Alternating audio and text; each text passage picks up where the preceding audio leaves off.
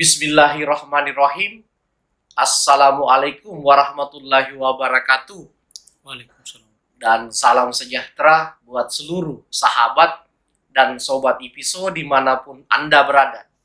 Berjumpa lagi dengan saya, Suadi Idris Amin. Tentunya di acara kesayangan kita, IPISO, Rumah Edukasi.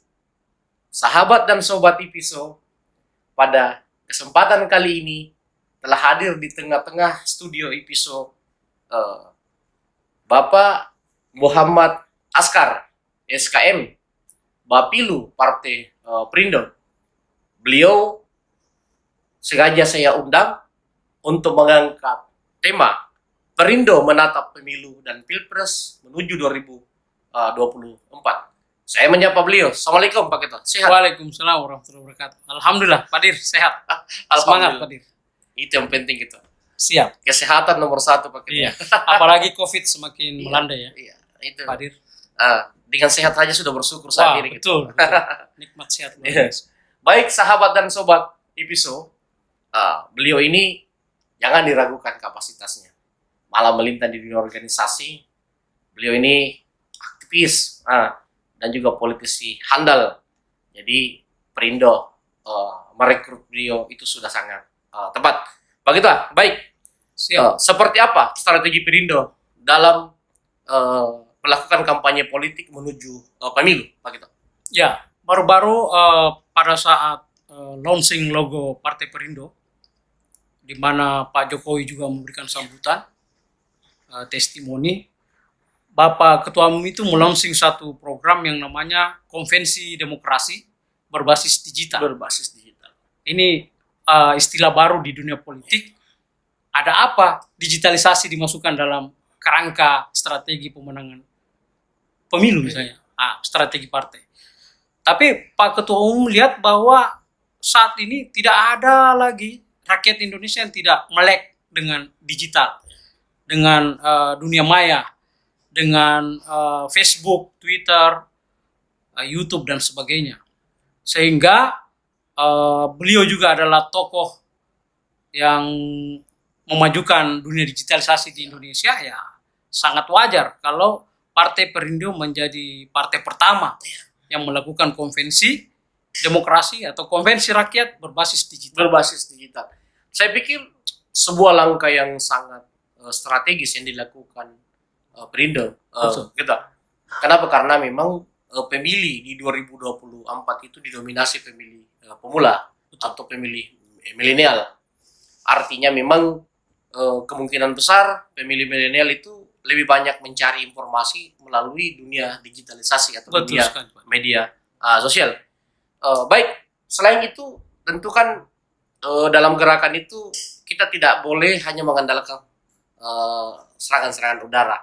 Yeah. Karena dunia digitalisasi itu kan lebih fokus pada serangan udara dalam sebuah strategi politik. Nah, apa gerakan penunjang lainnya Pak Ketua yang bisa membuat Perindo itu bisa tepat sasaran sampai ke akar rumput, karena tentu door to door juga dan rekrutmen juga sangat penting gitu. Seperti apa? Ya, jadi isu konvensi demokrasi berbasis digital selain dia adalah serangan udara juga adalah bentuk edukasi partai kepada rakyat Indonesia, khususnya kaum milenial, bahwa sudah saatnya mereka ikut terlibat dalam dunia politik. Dunia politik. Ya, sehingga dalam konvensi demokrasi berbasis digital ini nanti Partai Perindo itu akan merekrut caleg-caleg atau calon-calon kepala daerah itu konvensinya melalui digitalisasi seperti itu. Iya. Dan itu hanya sebuah langkah awal, karena sekali lagi bahwa saat ini hampir semua, bahkan semua penduduk dunia dan Indonesia itu gandrung dengan kemajuan di digitalisasi teknologi itu. Kalau strategi berikutnya adalah ya tentu kampanye door to door tetap ada, dan itu tetap dilakukan oleh Partai Perindo dengan kegiatan-kegiatan sosial, tetap menyiapkan ambulans, tetap memberikan bantuan pada masyarakat yang mengalami musibah, banjir, kebakaran. Itu sudah menjadi bagian tugas rutin, dan kami menganggap bahwa satu-satunya partai modern yang berperilaku sosial sangat tinggi itu adalah Perindo. Karena CSR dari perusahaan-perusahaan Pak Ketua Umum kami itu seperti MNC Group itu sudah diarahkan untuk hal-hal yang berhubungan dengan kegiatan-kegiatan sosial. Tanpa melihat bahwa apakah mereka mau tertarik oleh pada Perindo. Bagi Pak Ketua Umum itu berbakti kepada negeri adalah sebuah perjuangan, sebuah jihad seperti itu. Baik sahabat dan sobat TVSO, pembuka yang sangat luar biasa dari Pak Ketua Muhammad Askar. Baik Pak Ketua, model rekrutmen caleg atau kader-kader baru seperti apa oleh Partai Perindo? Ya, jadi saat ini Pak Ketua Umum sudah melunching bersama Sekjen sebuah website yang terbuka untuk umum. Seluruh potensi anak bangsa yang mau ikut bergabung dalam dunia politik dibukakan jalur karpet hijau di Partai Perindo. Siapapun dia, ya tentu dengan pendaftaran dan proses seleksi yang sangat ketat. Karena sekali lagi partai mau menjadi pemenang, partai mau menjadi penguasa. Itu orientasi kita. Karena tidak ada satupun partai yang didirikan untuk mengimplementasikan visi misi dan programnya kalau dia tidak berkuasa, Pak. Ya, maka langkah pertama adalah berkuasa dulu. Duduki parlemen dan jadikan pemimpin-pemimpin daerah adalah dari Partai Perindo. Seperti itu. Baik Pak Ketua. Jadi begini Pak Ketua, pengalaman saya ya sebagai konsultan politik. Siapa nih? Saya sering memberikan masukan bahwa dalam sebuah rekrutmen biasanya harus berbasis ilmiah, berbasis riset. Dalam arti kata, sebisa mungkin Perindo itu memerintahkan kepada seluruh DPC namanya kalau kabupaten kota. DPD, DPW, DPC, kecamatan. DPD kalau kabupaten kota katanya. Iya, betul. Sebaiknya Perindo memerintahkan kepada DPD untuk melakukan riset terkait tokoh-tokoh berpengaruh. Betul. Berbasis kecamatan dan betul. Kalau perlu sampai ke desa dan kelurahan. Betul. Begitu. Sepakat Pak Dir. Jadi konvensi demokrasi ini instrumennya salah satunya seperti itu. Jadi tokoh-tokoh lokal baik di tingkat RT RW, melangkah kelurahan, kecamatan, kabupaten kota, bahkan provinsi dan nasional. Semua akan dijaring dan dibukakan ruang yang seluas-luasnya. Nah, seperti itu. Saya pikir itu sangat akurat karena biar bagaimanapun masyarakat itu pendekatannya ada dua.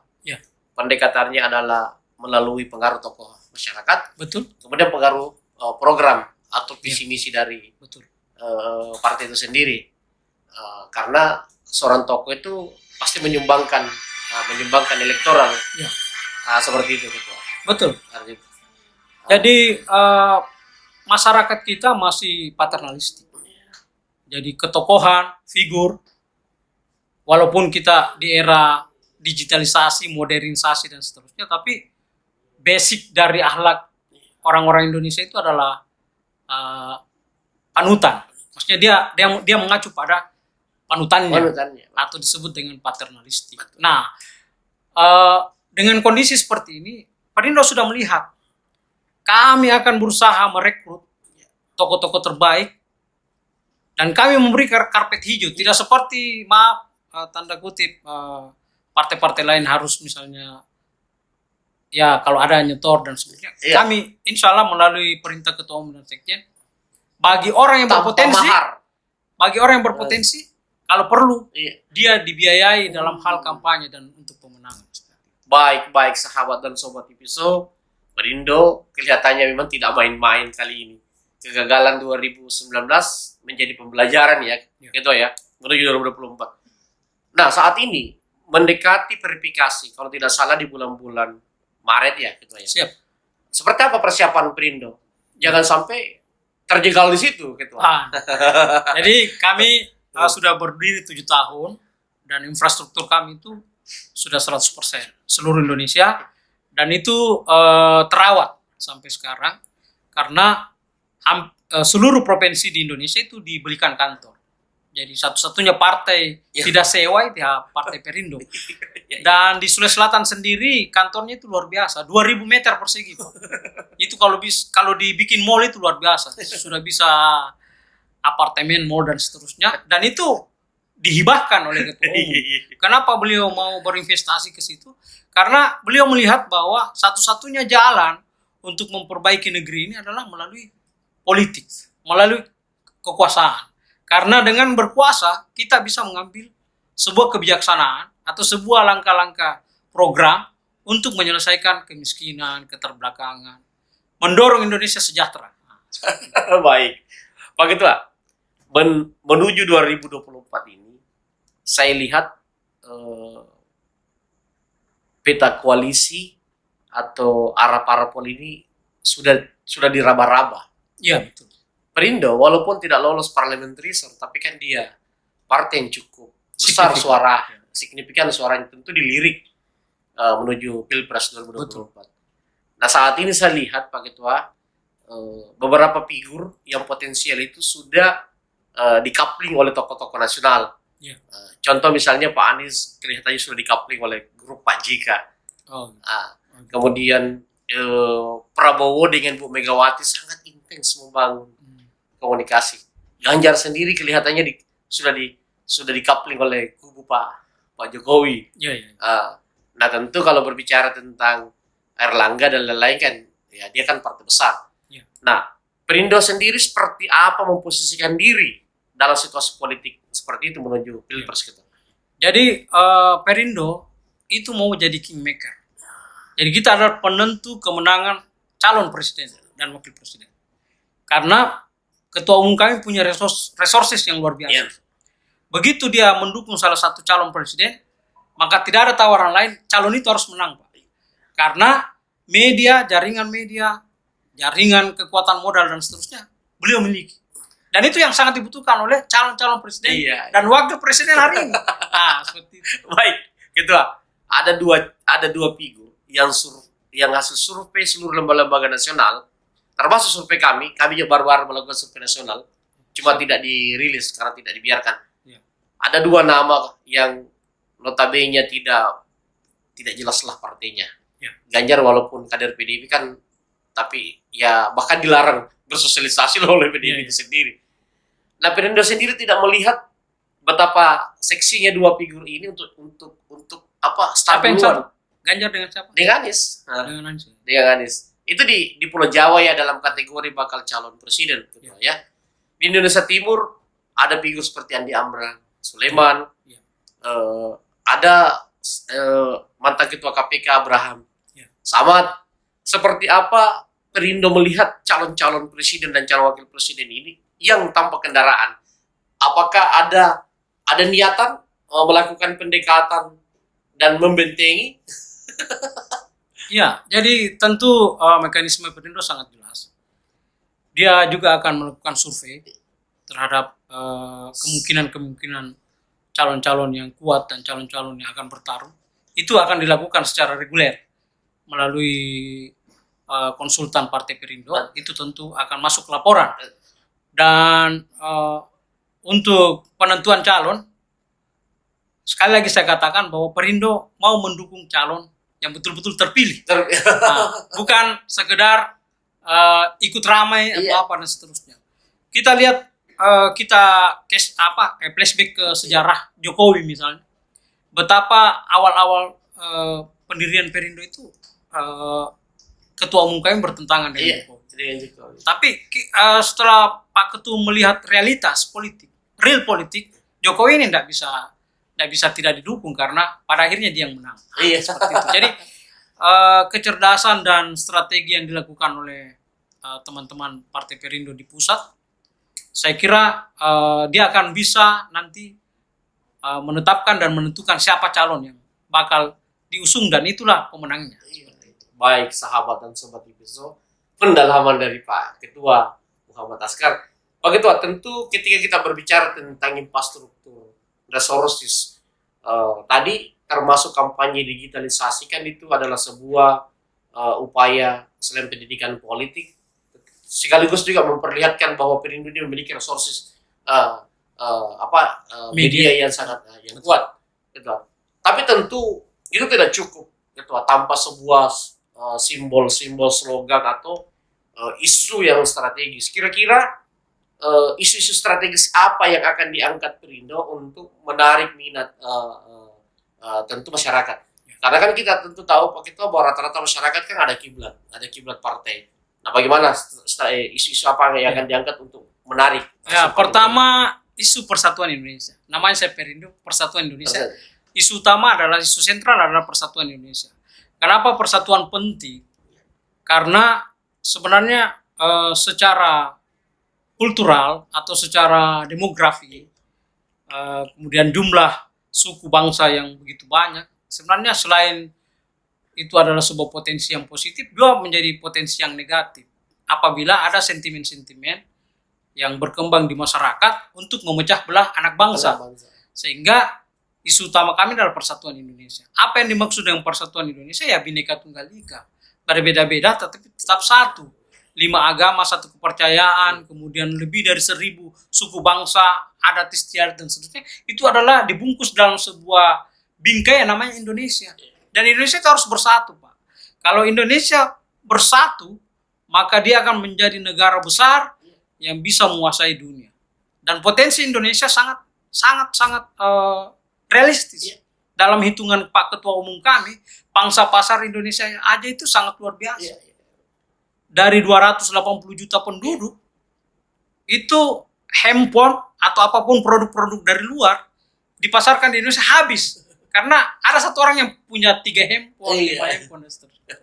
Dan itu potensi yang luar biasa. Dan kalau misalnya terjadi sentimen-sentimen negatif terhadap persatuan Indonesia menimbulkan perpecahan, maka yang repot adalah semua anak elemen bangsa ini. Sehingga Indonesia itu, Perindo itu mengusung tema persatuan Indonesia. Itu yang pertama. Yang kedua adalah ke depan Indonesia 2040 harus sejahtera.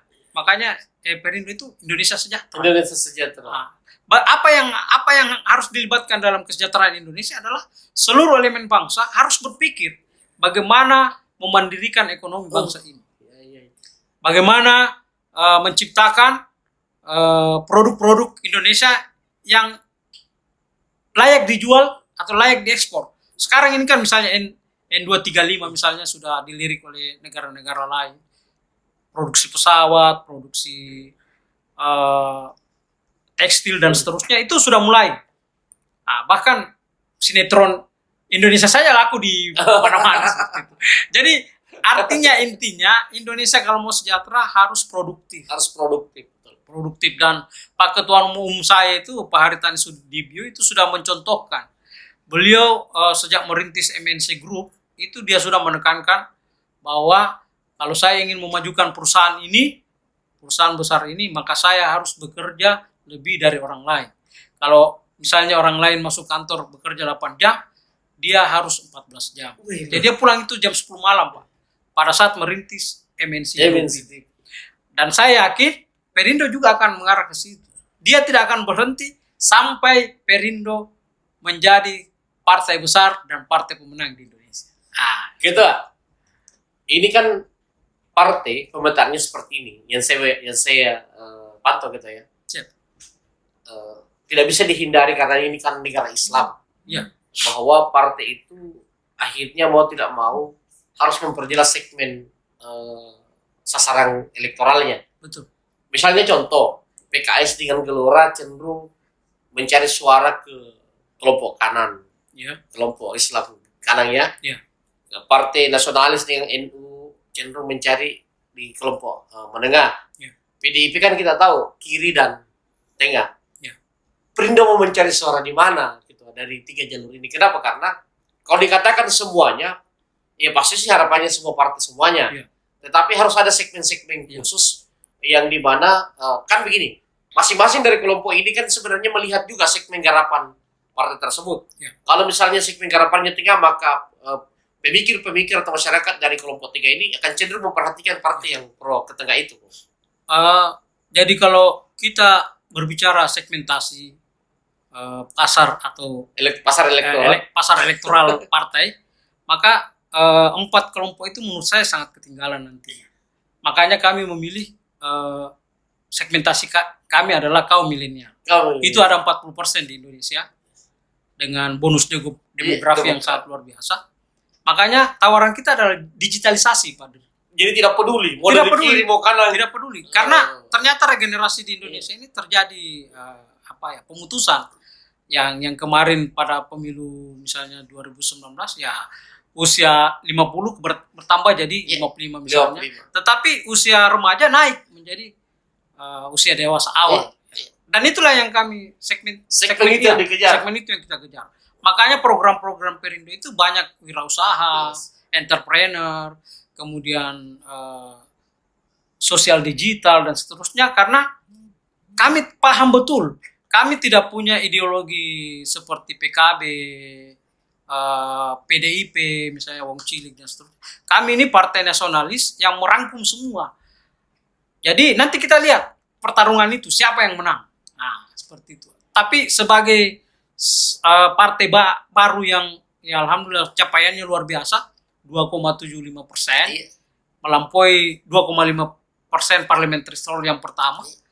Sebenarnya itu sangat luar biasa bagi kami. Dan di Sulawesi Selatan itu 24 kursi Pak Padir. Jadi dan itu sangat membahagiakan kami, dan ya insya Allah dengan kerja-kerja yang intensif, yang strategis, yang menggunakan seluruh resources yang ada, saya kira Partai Perindo nanti akan menjadi partai pemenang di Indonesia. Saat ini Perindo masih berada pada lingkaran kekuasaan atau lebih cenderung ke oposisi gitu. Kalau kami kan kemarin mendukung pemerintahan. Oh, berarti tetap bertahan di pemerintahan. Jadi bertahan di pemerintahan karena salah satu wakil ketua umum kami adalah wakil menteri, dan itu pemberian dari Pak Presiden. Tapi walaupun demikian, sebagai partai kita harus berada pada posisi yang kritis, memberikan kritikan pemerintah apabila pemerintah melakukan atau menjalankan program-program yang tidak pro rakyat seperti itu. Terakhir Ketua, tentu sebagai partai yang belum sempat lolos ke parliamentary, seperti apa kita melihat partai-partai yang lolos kinerjanya? Artinya tentu kita juga harus mengkritisi partai-partai yang tentu di mata Perindo belum jelas kinerjanya, apalagi misalnya tidak jelas orientasinya. Jadi Partai Perindo selalu yakin bahwa usungan isu atau tema yang diusung oleh Partai Perindo itu akan diminati oleh rakyat Indonesia karena berhubungan dengan persatuan Indonesia, kemudian kemandirian bangsa, kesejahteraan dan seterusnya. Walaupun mungkin partai-partai lain juga mengusung tema yang sama, tetapi kami betul-betul memperlihatkan itu bahwa orientasi partai ini menuju ke situ. Dan saya rasa dengan bergulirnya waktu, dengan pengenalan-pengenalan melalui media, melalui media sosial, maka sosialisasi partai ini akan efektif. Dan saya yakin sekali akan menjadi pilihan bagi kaum-kaum milenial, bagi pemilih pemula atau yang mau berpolitik, tidak harus anaknya siapa dan seterusnya, harus punya modal berapa dan seterusnya. Di sini kita betul-betul memberikan edukasi kepada masyarakat yang minat dan melek politik. Ayo bergabung di Partai Perindo, besarkan partai ini untuk Indonesia sejahtera. Sejauh ini yang diperjuangkan Perindo itu belum terlihat lah, terlihat ya diperjuangkan partai-partai lain. Gitu. Maksudnya program yang saat ini ingin digalang oleh Perindo, apakah di kacamata Pak Ketua sebagai perwakilan Perindo belum melihat itu digalang oleh partai lain? Kan semua partai sebenarnya hampir bidang-bidangnya sama semua, tetapi konsentrasi bidang-bidang yang ada di partai itu kadang-kadang ada yang memilih A misalnya, B. Kami betul-betul fokus di dua hal itu. Yang pertama adalah melek teknologi atau digitalisasi, kemudian kemandirian ekonomi pemilih pemula atau masyarakat Indonesia.